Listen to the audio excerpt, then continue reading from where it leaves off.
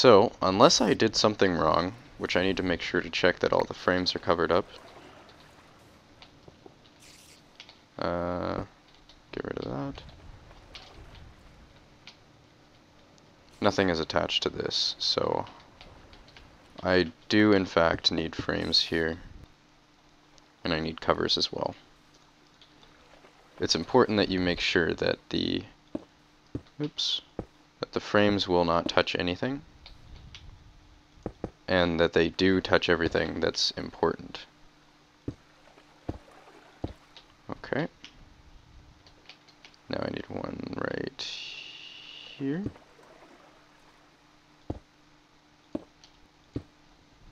Okay. Okay, you need to make sure that the signal connects to everything. And that should be all I need. Oops. Okay, I'm gonna add covers. Oops. Whoops, whoops. Okay. Doesn't matter that that's touching, but since I'm really OCD, I'm gonna make sure it doesn't. Okay. And a frame here. And as I said before, you need to make sure that the bottoms are covered up because they will be touching the wheat. I've actually had moving seeds before, which is a little bit weird. Okay. And this side too.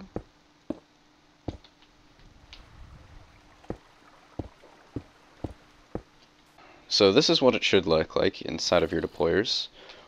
All of the deployers should be filled with sticks covering up all their other slots, other than the ones on the end.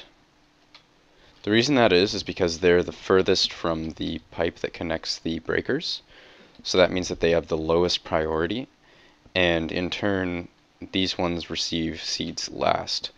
So once all of these are filled up, this acts as a storage chest. So all of your extra seeds will be stored in the end ones. If you want it to only go to one end, you can fill this up if you want, but I'd rather have some more storage for seeds, so I didn't do it like that. Anyway, this should be working fine. I'm gonna send it through its first run through, and hopefully it works.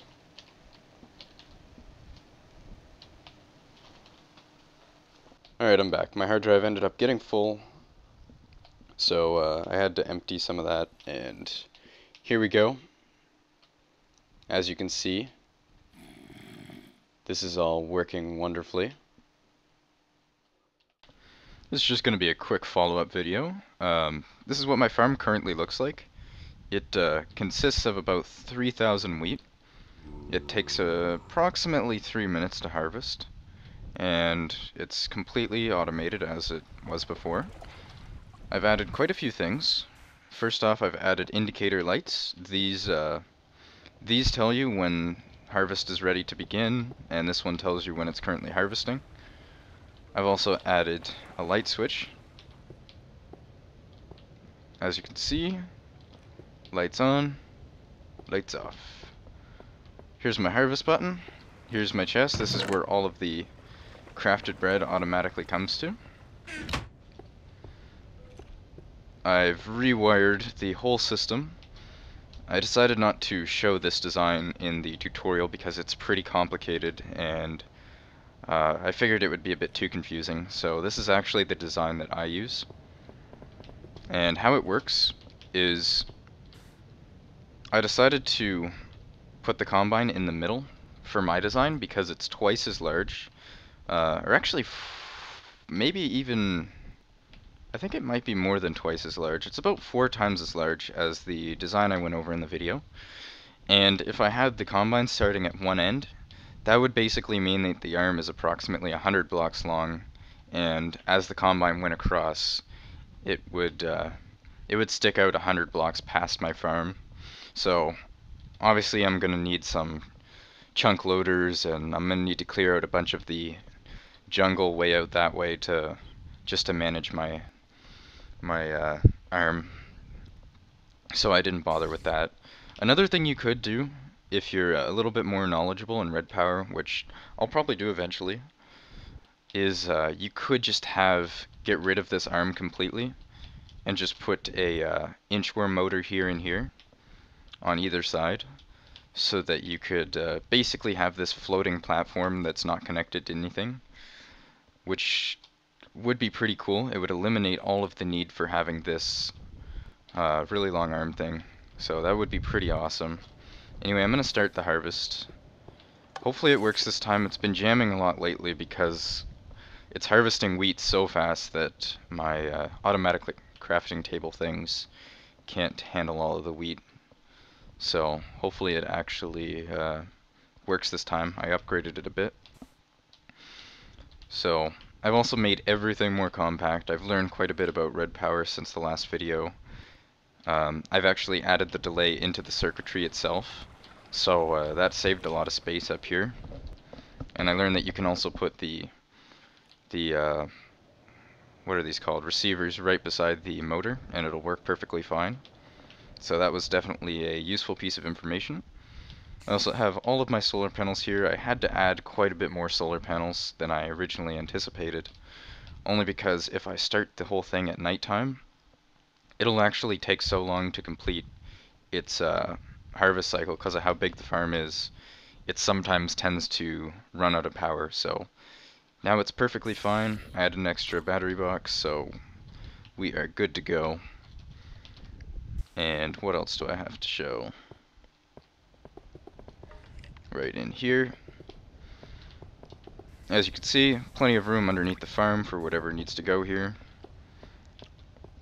These are my automatic crafting tables. I needed two because one wasn't enough. It would just send wheat in so fast that these would get completely filled up with wheat and they'd get jammed. So, definitely not good. So by now it should be starting its farming process, so we'll have a little look at that. I'm going to be putting this world save up in the download, or in the description section, by the way, if any of you guys are interested in downloading it. There's a bunch of cool stuff in this world, not just this. I have a pretty large farm over there. I have my automatic rubber tree right here. And I have a pretty cool base off in the distance. Has a bunch of cool piston contraptions and whatnot, so that's all pretty cool. What else do I have to say? Can't really think of anything off the top of my head. So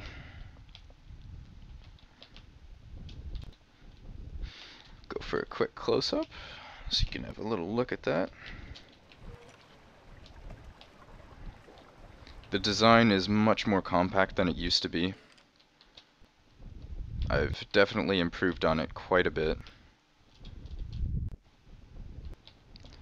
I learned that it doesn't actually matter if the filters are touching a redstone tube, because the filter only sends a signal while it's stationary, since items can only move through tubes while they're stationary. So it works out perfectly fine, since the breakers and the deployers need to be active anyway. So that's definitely good. I also added some chests right here that store all the excess seeds. I made 2 slots dedicated for seeds rather than 1 before, since the field itself is 91 blocks long, I believe. So that's definitely pretty cool.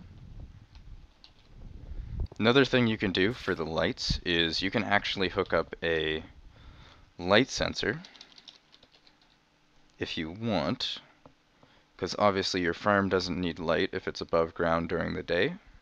So if you want to hook up a light sensor, you can do that. I'm going to go ahead and show something that a lot of people don't know about light sensors. Just a quick little tip is light sensors, if you have it like this and it is nighttime. Actually, this is a bad example because I'm too close to my base. See, it's still detecting light. So a lot of you guys are probably wanting the light sensor to detect day or nighttime. How you do that is you hold shift with your sonic screwdriver and it will change the amount of light being allowed in. So as you can see, when it's fully open, it still detects enough light. Start closing it, and there you are, good to go. Day-nighttime detector right there. Hook it up to your lights, and everything's going to be working beautifully. So, that's my video. Hope you found it useful. I am going to have a look at the amount of bread that's getting collected right now. It's going to be pretty damn ridiculous. Unfortunately, I was too lazy to add meg tubes to this to make the bread come faster, since it doesn't actually matter a whole lot. But hopefully these crafting tables aren't getting jammed. We'll have a quick look-see. Yep, they are. It's still sending wheat so fast that it jams. Ah! Stop that. Alright, there we go. It seems to be okay right now.